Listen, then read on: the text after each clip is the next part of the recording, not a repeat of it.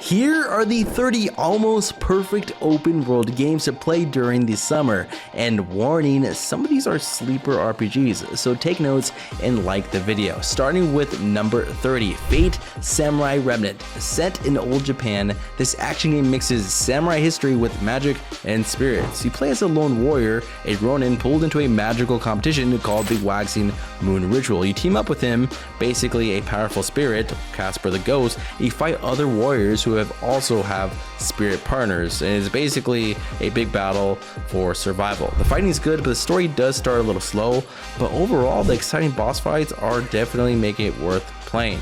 Number 29, Persona, the Phantom X. Now if you're a Persona 5 fan, get excited because Phantom X brings the cool, emotional world of Persona to your phone with new heroes and more mysteries to solve. I love it, plus it's mobile, can't go wrong with that. Now number 28 is Zenless Zone Zero.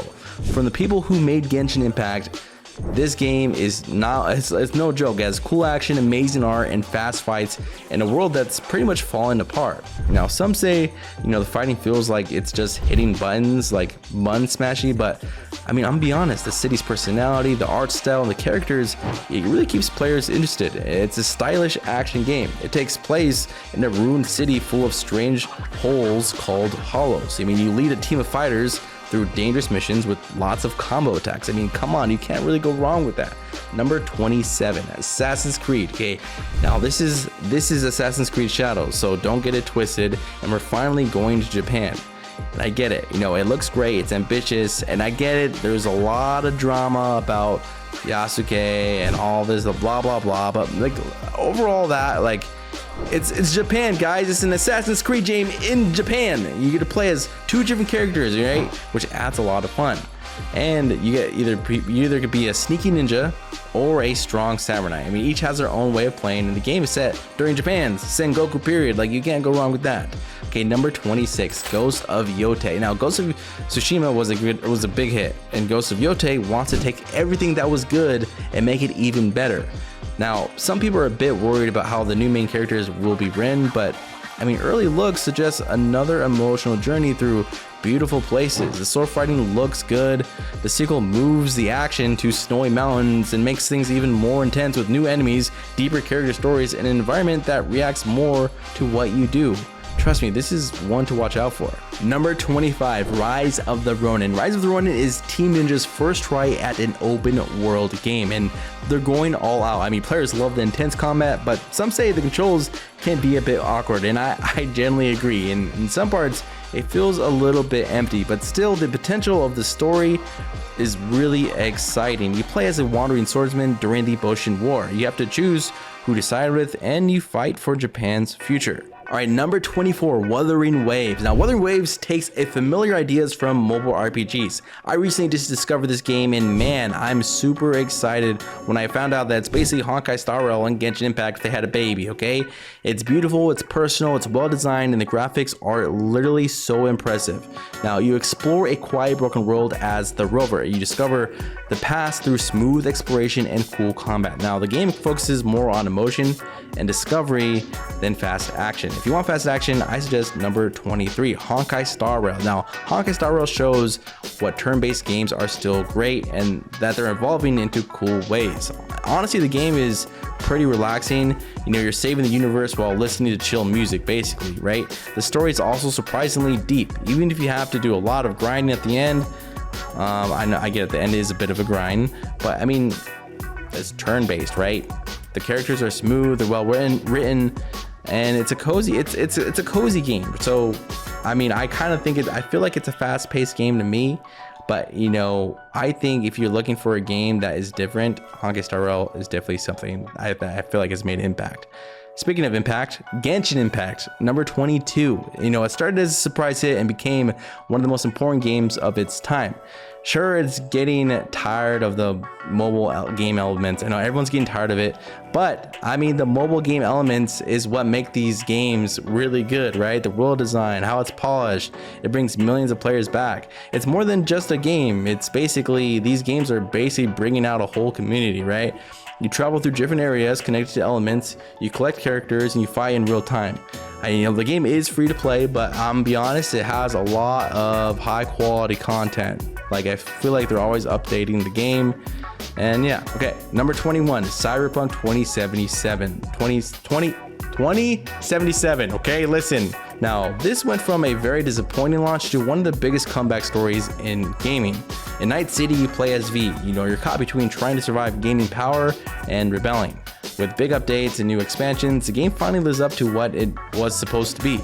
Some small bugs still appear, I'm not gonna lie, and you can't interact with everything in the city perfectly, but the storylines, the atmosphere, and how much it has improved since launch, it's amazing now, right? But maybe that amazing is too late. Number 20, Baldur's Gate 3. Okay, what happens when Dungeons and Dragons meet amazing game design, right? You get Baldur's Gate 3, a game that feels like it's reacting to everything you do. Now, in my opinion, this game is unbelievably good, but honestly, sometimes it feels like too much, right? The huge amount of dialogue, the different story paths can be overwhelming if you just want to relax. Still, few games reward you for exploring like this one.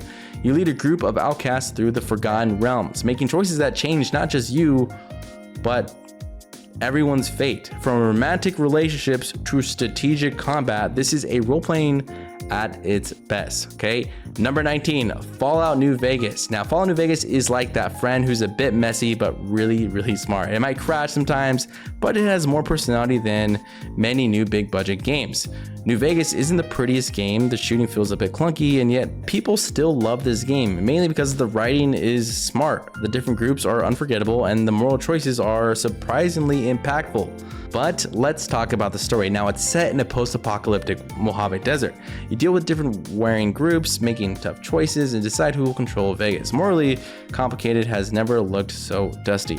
Number 18, Sekiro. Basically, it's a full-on samurai fight game with no easy help and lots of satisfaction, let me tell you.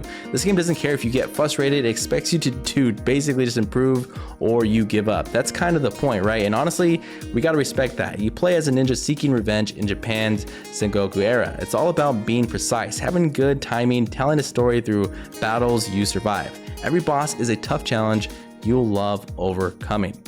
Number 17, The Legends of Zelda Tears of the Kingdom. Now, what if you could stick a rocket to a sword and call it innovation? Tears of the Kingdom said, challenge accepted. I love how creative this game is, honestly, but sometimes, I'm gonna be honest, it feels like a big sandbox that needs more direction. And still, the freedom to create chaos is incredibly addictive, okay? It builds on Breath of the Wild's open world, giving Link new tools to explore the sky, solve puzzles, and cause mayhem. The sandbox is bigger and somehow smarter. Overall, this game is a definitely must play if you have not touched the game.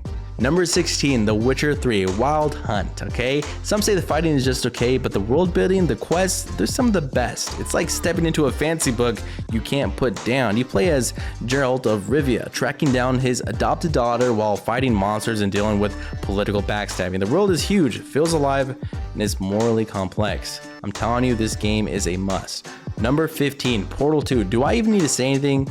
I'll be honest, the puzzles are brilliant, but the real magic is in the writing. It's one of the few games where I actually wanted the characters to talk more, and it's okay if they don't, because Portal is iconic. Number 14, Star Wars Jedi Fallen Order. A Jedi game that actually respects the Star Wars story and gives you chills. Yes, it does. Fallen Order does that. Okay, in my opinion, I'll be honest though, some of the jumpy parts made me want to quit. Seriously, the jumpy parts are tough, but the lightsaber combat, the story, it's easily the best Star Wars game in years. You explore a galaxy after Order 66, facing the Empire and dealing with your past trauma. Think Metroidvania, but with force powers, okay? Now, number 13, Ghost of Tsushima. Have you ever fast traveled just to watch the wind guide you? That's Ghost of Tsushima in a nutshell.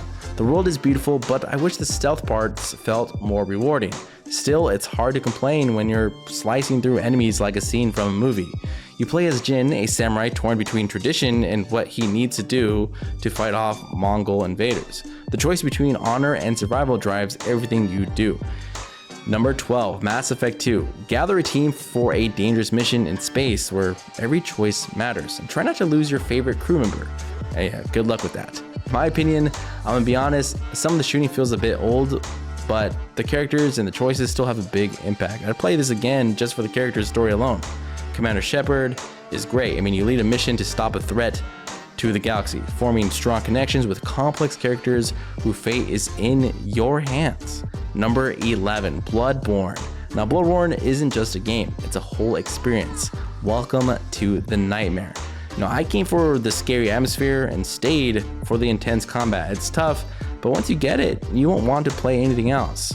You explore a cursed gothic city filled with beasts, uncovering a mysterious story as you fight to survive. Every alleyway hides something scary, and every boss fight is pretty much unforgettable. Number 10, Uncharted 4: A Thief's End. This one is basically for the treasure hunters, the people who love excitement, and anyone who's ever wanted to hang off a cliff while making a joke. Look, it's beautiful, the pacing is great, but it's also the safest game in the series. You'll enjoy playing it, but it might not surprise you much. Nathan Drake is pulled out of retirement for one last adventure, taking him around the world in a cinematic emotional story with big action scenes and personal stakes. Number 9, Black Myth Wukong. Come on, we already know this is in every single one. If Dark Souls and the Journey to the West story had a baby, this would be it. And people are excited for a good reason, right? I'm pretty much optimistic. The trailer was amazing, the game was amazing, but part of me wonders if it's all looks and like, did we all just get fooled? But like, honestly, it was great. Number 8, Astrobot. Okay, now Astrobot might be the most joyful platformer of the last 10 years, realistically, and yes, I'm literally including Mario in that, okay? It's pure happiness in game form. If you love PlayStation, this is tribute to it. If you don't, it's a reason to start. You control a tiny robot on a big adventure that celebrates PlayStation's history with great platforming and clever uses of the DualSense controller.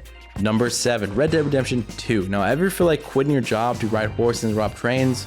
Well, RDR2 is the fantasy come to life, okay? Without the sickness, of course. I respect the game more than I fully enjoy it. It's stunning and detailed, but the slow pace can be a bit tiring.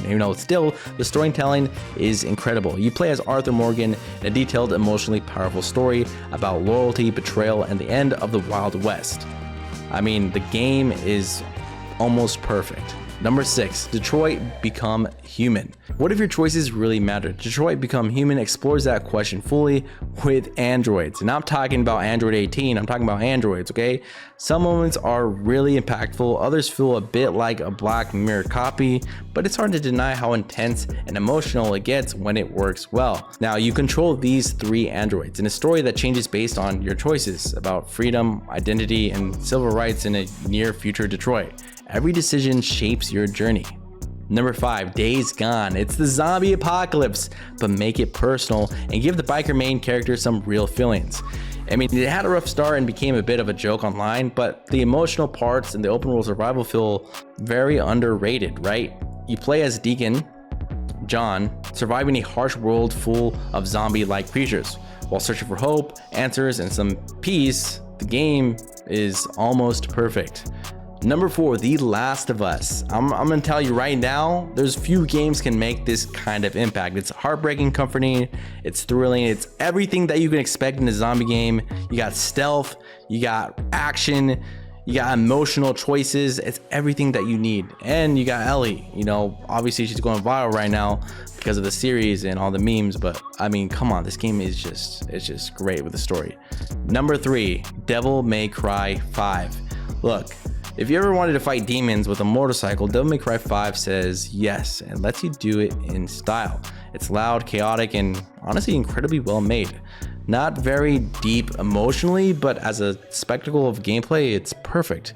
You play as Dante, and it's basically an action game filled with stylish combat and cool characters. You can't really go wrong with that, and you got some crazy boss fights. So, okay, number 2, God of War. Kratos went from an angry monster to a surprisingly good dad, and somehow it works perfectly. This reboot changed the series. It's not perfect, the camera can be a bit annoying, but the emotional payoff in throwing the axe, it's amazing. You follow Kratos and his son, and they travel to the Northlands, fighting monsters and growing as a father and son. You can't go wrong with that duo, okay? Now for number 1, Final Fantasy VII Rebirth. You guessed it, it's nostalgia that meets new ideas. Rebirth is Final Fantasy at its most daring. It plays beautifully, looks stunning, and somehow makes a classic story feel new. Now, there are a few slow parts, but the emotional impact is super strong in this game, and let's be honest, the story and the character development, they really shine. Alright, so what I missed, comment down below, and I'll see you guys in the next one. Peace!